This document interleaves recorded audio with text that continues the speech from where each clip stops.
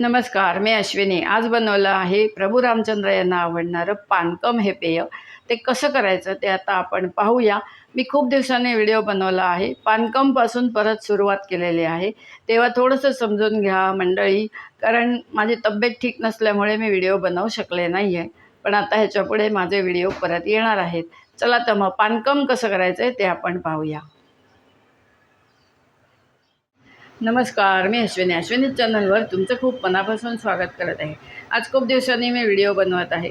आज व्हिडिओ बनवतोय ते रामाला आवडणारं, प्रभू रामचंद्र यांना आवडणारं पेय म्हणजे पानकम. हे पेय एकदम सोपं आहे बनवायला. याचा प्रसाद आपण प्रभू रामचंद्र यांना ठेवायचा आहे. त्यासाठी बनवत आहे पानकम.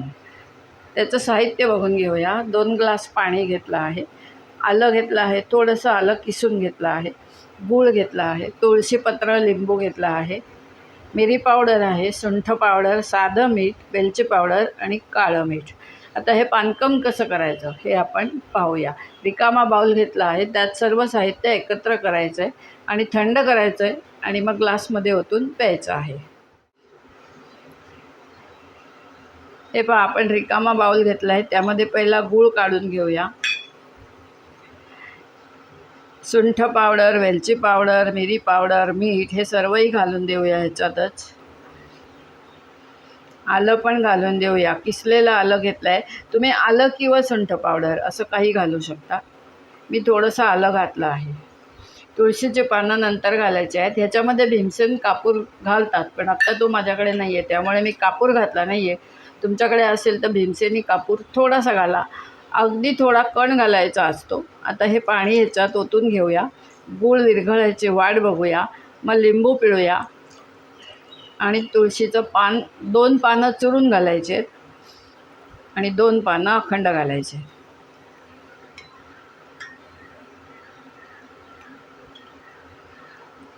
आता हा गूळ विरघळू दे, मग पुढे काय करायचं आहे ते पाहूया. हे पहा, गूळ आता विरघळलेला आहे. आता आपण ह्याच्यात लिंबाचा रस घालून घेऊया. अर्धा लिंबाचा रस मी घातलेला आहे आणि ते तुळशीपत्र ठेवलं आहे. तुळशीची पानं, ही तुळशीची पानं घालून घेऊया. 2-3 पानं मी हाताने चुरून घेतले आहेत आणि मग ती घातली आहेत. भीमसेनी कापूर असेल तुमच्याकडे तर अवश्य एक किंचित भीमसेनी कापूर घाला. असं हे पानकम तयार झालं. आता मी हे आधी गाळून घेते गाळण्याने, कारण आलं जे आपण किसलं आहे त्याची चव ह्याला आलेली आहे. आता आपण हे गाळण्याने गाळूया आणि मग प्यायला देऊया. फक्त गाळण्याने गाळल्यानंतर ही तुळस आहे ही परत घ्यायची आहे आपल्याला ग्लासमध्ये. अशा रीतीने आपलं पानकम तयार झालं आहे.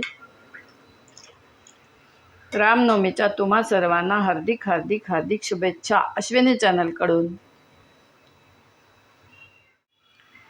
हे पहा, अशा पद्धतीने आपलं पानकम तयार झालेलं आहे. आता हे ग्लासमध्ये ओतून घेऊया आणि तुळशीची पानं ही जर तोंडात आली तर ती खाऊन टाकायची असतात. 2 पानं मी चुरून घातले आहेत, बाकीचे अख्खी घातले आहेत. हे बघा, हे सरबत जे आपण आत्ता बनवलं पेय, प्रभू रामचंद्रांना आवडणारं पेय, हे गाळून घेतलं आहे. बघा, या गाळणीने गाळलं आहे.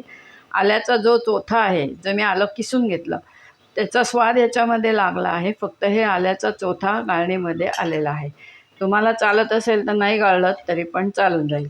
आता हे ग्लासमध्ये ओतून घेऊया आणि थंडगार करून पिऊया. हे पहा मंडळी, आपण जे पेय बनवलं प्रभू रामचंद्र यांना आवडीचं पेय म्हणजे पानकम. हे पानकम जर का तुम्हाला आवडलं असेल तर नक्की लाईक करा, शेअर करा. चॅनलला जे नवीन असाल त्याने अवश्य सबस्क्राईब करा. धन्यवाद. आता आपली भेट एका छानशा रुचकर पदार्थासोबत होणार आहे. तोपर्यंत बाय बाय. तुम्हा सर्वांना रामनवमीच्या हार्दिक हार्दिक हार्दिक शुभेच्छा.